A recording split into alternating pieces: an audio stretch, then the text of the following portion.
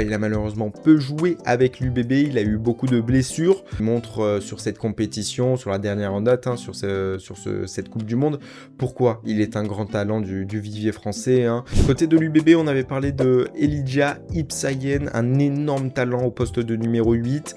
Il a malheureusement peu joué avec l'UBB, il a eu beaucoup de blessures, mais il a quand même réussi à revenir en fin de saison, à être appelé par les Bleuets. Il est donc vice-champion du monde U20 et quand même il montre sur cette compétition, sur la dernière en date, hein, cette Coupe du Monde, pourquoi il est un grand talent du vivier français. Hein. C'est l'un des meilleurs avants de la compète, des meilleurs joueurs tout simplement de la compète. Hein. 88% au plaquage, 13 défenseurs battus, 134 mètres parcourus, 87 mètres post-contact.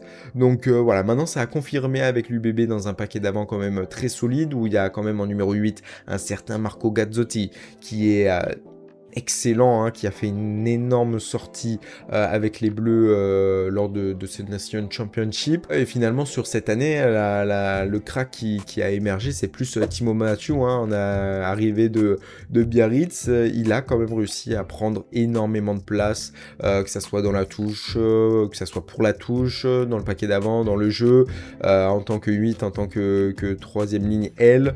Donc voilà, Timo Mathieu a eu quand même une explosion assez extraordinaire.